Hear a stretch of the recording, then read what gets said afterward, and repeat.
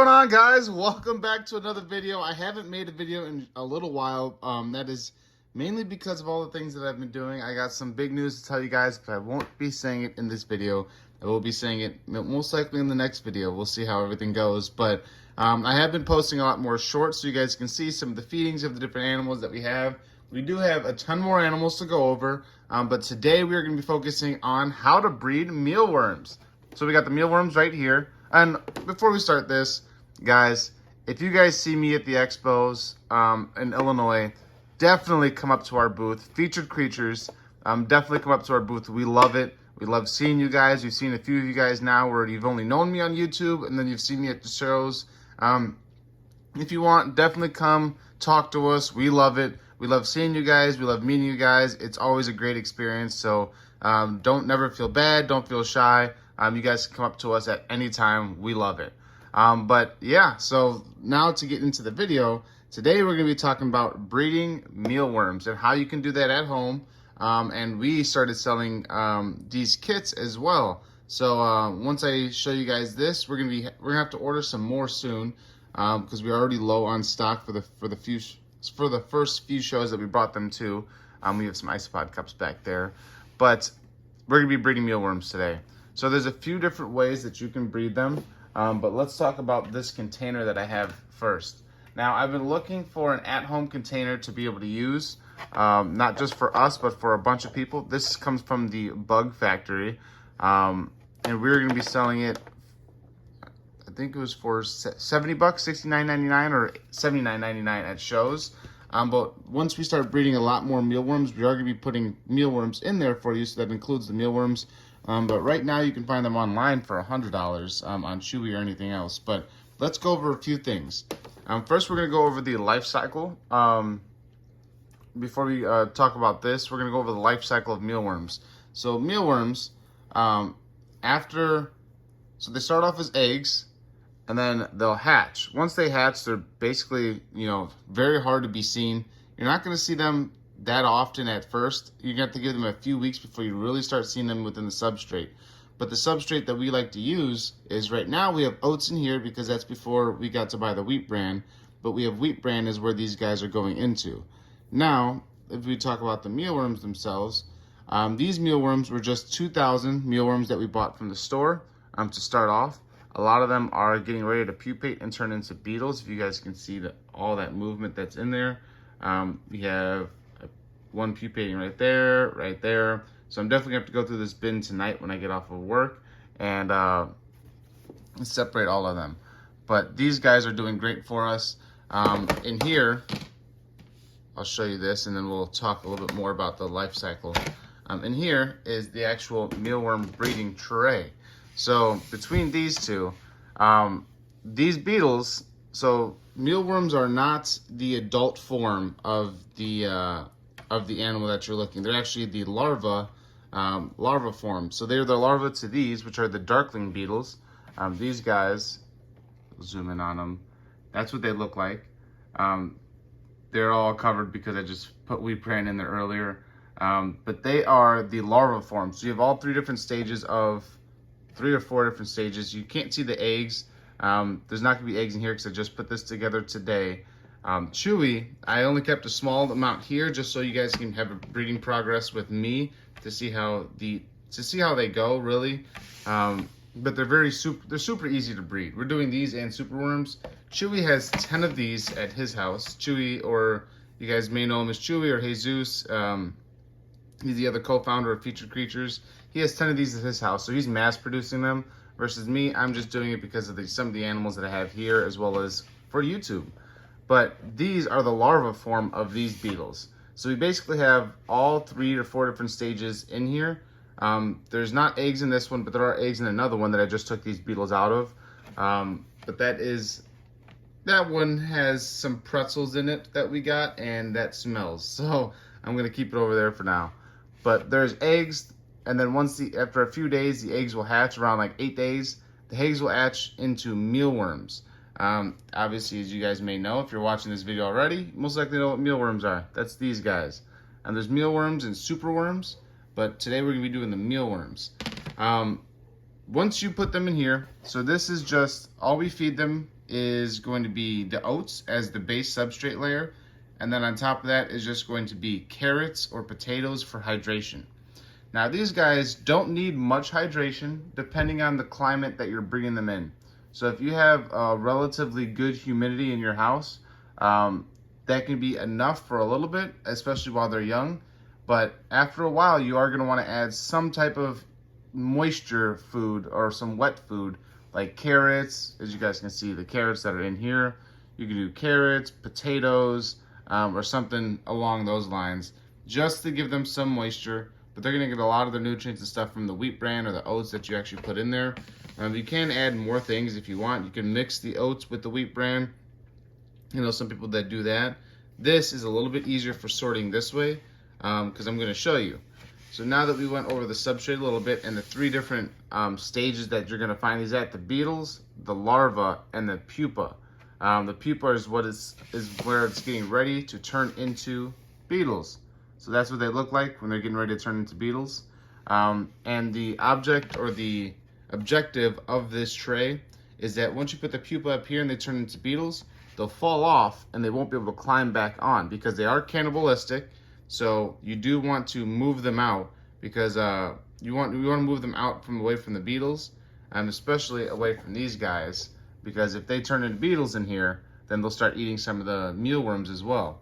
But it's like everything will eat down. So the beetles will eat the pupa as well as the mealworms, and the pupa or the mealworms will eat the pupa as well, and the beetles will just eat both. So once you get them in the pupa stage like this, they basically just don't move much. They kind of just stay just like that. They have no mouth, no arms, they're not eating. They just stay still as they cocoon or as they turn over into beetles. So really, the objective of this tray is that there are holes all the way at the bottom of this that you guys can see right there where the wheat bran does fall through. And the wheat bran falls through it. So really what I'm doing here is the eggs will be small enough to fall through those holes that are underneath here. And you guys saw that, they are right there.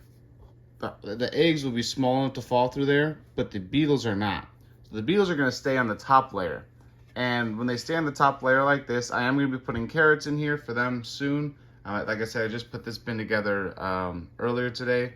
This I bought a couple weeks ago. And now you can see there are a lot of larvae. Of course you can't see it. A lot of them pupating, starting to pupate in there. Let's see, let's look for a few. You saw them earlier, kind of like right here. They're starting to pupate, so I definitely have to take all these out because they're gonna turn into beetles. But they lay around 100 to 200 eggs over the few months that they're gonna be in the beetle form like this. So this tray is more for reproduction, where you're not gonna be holding them just to keep them, you're actually holding them to breed them. So while they're in here, they're gonna lay their eggs all throughout the wheat bran, but the wheat bran and the eggs are small enough to go through the holes. So after a while, you wanna wait around 3 to 4 weeks of the beetles just laying eggs in here. And then after that, you can just shake it. I'll do it right now just to show you. You can kind of just shake it like that. And a lot of the wheat bran's just gonna fall right through. But it'll just fall through like that. Now, I'm gonna just spread this back out so they can have some food all the way around. But basically, that's how it's just gonna go. These guys are just gonna sit on this wheat bran, eat, breed. Let's put that guy back up there. Eat, breed, and then when you actually are sifting it out, you're not gonna have any of the pupa up here. Right now, I'm not worried about it, but you're not gonna have any pupa up there. Let all those hatch out into beetles. And then you just take this tray. There's more trays like this. There's 3 that come in a set. And you'll just take these and then put these right where the other tray is. And then just restart that whole process. Now all of the, there goes one little beetle right there. Now all of the eggs that were at the bottom, you just leave those in there.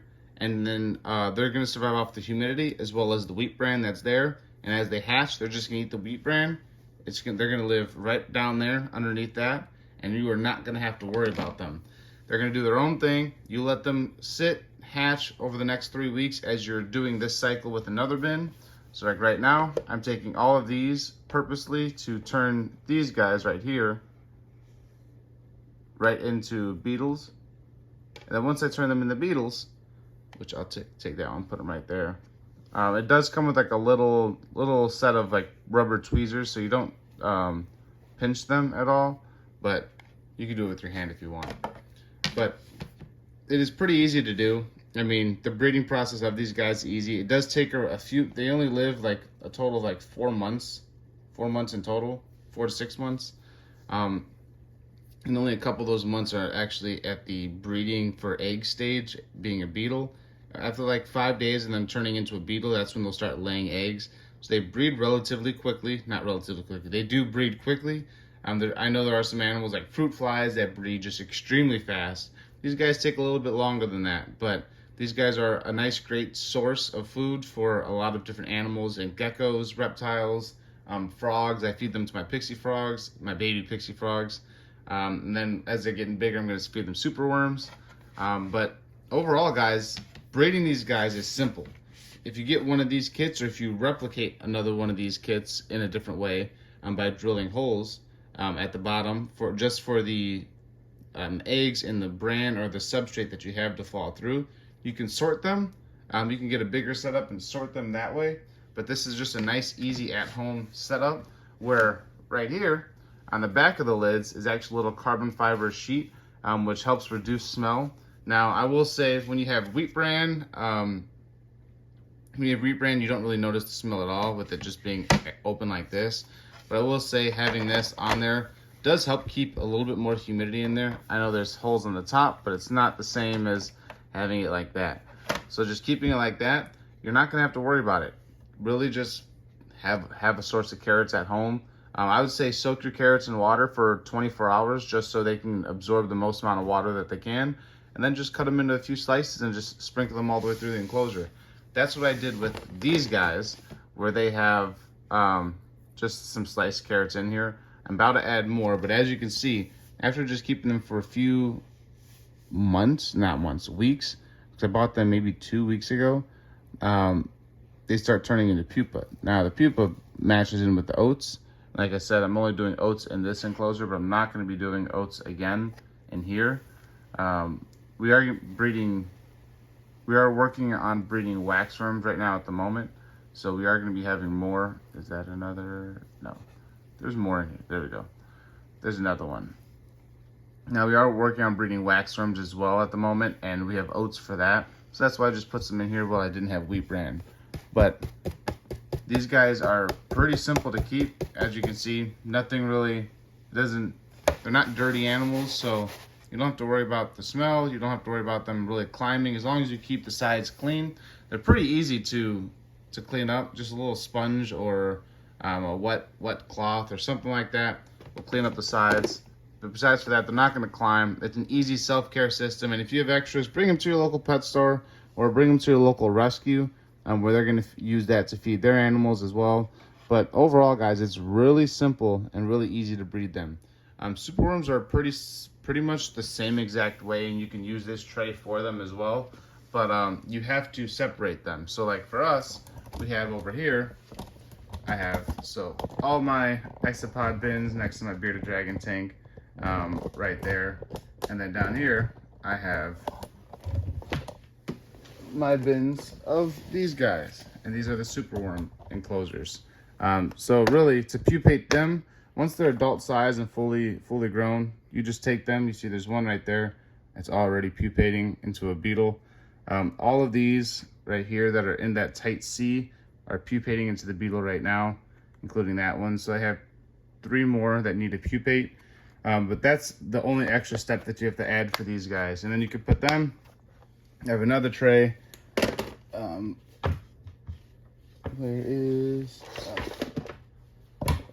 I have another tray that's gonna be right over there. As you guys can see, we got organic gardening soil right there. But over there, that's the one tray that I took from Chewy. That's still mealworms, but there's a weird pretzel base in it from the original guy who had it as a display thing. So we are trying to transfer all the ones that are turning into beetles and pupa right there into a new bin with just wheat bran so it doesn't smell.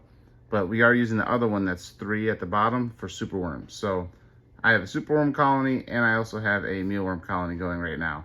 But relatively, the care is the exact same for both. Let's zoom back out. Relatively, the care is the exact same for both of these guys. Carrots, potatoes, you can do some other stuff. You can do apples if you wanted. But really, carrots and potatoes, it's really just to get their moisture. And like I said, once they turn into these, just put them right on the top in the middle of the bin, right there. You want to put them right on top as pupa, and once they transfer out, then they're just going to turn into the beetles and then come across or come off and then start eating the wheat bran. Now I will say, if you keep these guys in a little bit warmer of a temperature, it does shorten the amount of time it takes. It does shorten the amount of time that it takes for them to turn into pupa. But if you decide that you want to keep it a little bit cooler, like in the basement of your house or something, then you can have a steady supply of mealworms and warm them up to breed or grow a little bit faster and make their metabolism go a little bit faster so they can eat more, get bigger faster. So you can really kind of control your population that way. If you put them in the fridge, they're not gonna breed for you. Well, I mean, they kind of will, but it's gonna take forever. So if you're gonna do that, I probably would just say buying mealworms would be easier for you. But if you have a bunch of different animals that need a constant supply of mealworms, I definitely recommend just going this route. It's a lot easier. You can make an at-home version of this, or if you want to see us at one of these shows, we can ship this out to you as well. But yeah, so I hope you guys enjoyed this video. These are our 2 colonies. We have 2,000 in here, and then just some beetles already in this one. Chewy has around 8,000 mealworms, and then probably 700 to 800 beetles right now, just from all the ones that we got already getting ready to already pupate. And we got kind of lucky finding that. So, and it's been already a few weeks for him to have it, maybe 3 weeks, where they're already turning over. He has it in a warmer room with a good amount of humidity, and then all he does is feed carrots as well. So I'm teaching you exactly what we use within our company, and it makes it a lot easier. Obviously, we are a business, and our thing is to sell, but if we can make it easier for you guys at home, if you guys want to do that, this is a nice, easy, affordable way to do it. You can buy a wheat bran for them, or you can buy, which we are going to be selling in our stores shortly. So if you guys order them online, we are going to be, once we get a few more of these, we're going to put them on our website to ship out. We do have fruit flies that we're shipping out now, and we have 32-ounce cups filled with food. Those are going to be doing great for you guys for the fruit flies. We have melanogasters, Turkish gliders, as well as Heidi-Eye. We have golden Heidi-Eye too, but it's the same thing as Heidi-Eye, just golden, for a good price with a good amount. And we're going to be adding these guys in our superworms shortly once we get up enough to breeding them. So we're looking really around spring of 2024 to really breed these so proficiently that we can sell all across the U.S. for anyone who has any pet needs, as well as bring them to any show, especially Tinley or Schaumburg, NARBC St. Louis. We like to go to all the NARBC shows. But as we're getting ready to upgrade our vehicles, our work vehicles, and travel a little bit further, hopefully we can see more of you guys at different shows shortly. All within 2024, we're definitely going to further shows than we did this year. This year we expanded a lot, and so we didn't start even going to shows until Tinley was our first show that we ever sold at. NARBC Tinley in October of 2022, and that was our first show. And we were going to wait until the new year, but then we just ended up doing a lot more shows. And all this year, we've only had very few weekends, maybe 2 weekends where we had no shows at all. One of them being on my wedding weekend, where we had 0 shows. So definitely, it's a great thing if you guys are looking for, if you guys are looking for any easy alternative method to breed, these guys are going to be it. So if you guys really are looking for them, you guys just message me down below or message our Facebook page at Featured Creatures. Comment, email us, anything's perfectly fine. I'll give you more advice on anything else that I would know. That's basically everything that you need to know to really take care of them easily. Wheat Bran you can find at your local feed stores, or PetSmart or Petco tends to have it sometimes too, in little bags. You could use that. You could use oats. Oats you can find anywhere. Just do no flavor, just regular plain oats. Rolled oats is perfectly fine. That's exactly what's in here, as you guys can see. My only problem with rolled oats is that they are bigger, so they can't, when you're putting them in the beetle tray. With a larva, it doesn't, if you're using the larva and you're gonna have to separate it by taking them out in the pupa stage to turn into here anyways, it doesn't make that big of a difference with them. But if you're gonna do it with beetles, then it makes a little bit difference, because the beetles are gonna have to really wear down the oats before they can fall through the cracks. So that's my advice. Go with Wheat Bran if you can find it. It's the best thing. But yeah, guys, I hope you guys enjoyed this video. And remember, if you guys are looking for any mealworms soon as we get ready to upgrade our expansion on them, definitely feel free to let us know. But yeah, that's it. That's all that I have for you guys today. So I hope you guys enjoyed this video. I'm going to be making some more videos now that we got some other things out of the way. And I hope you guys continue to enjoy the shorts. I got a few more that I'm going to post from Schaumburg, NARBC Schaumburg, as well as just at this last show that we were at. So yeah, I hope you guys had a great I hope you guys enjoyed the video. Please like, comment, and subscribe. We're almost at 1,000 subscribers. It would really help me out. And yeah, love you all. Peace out.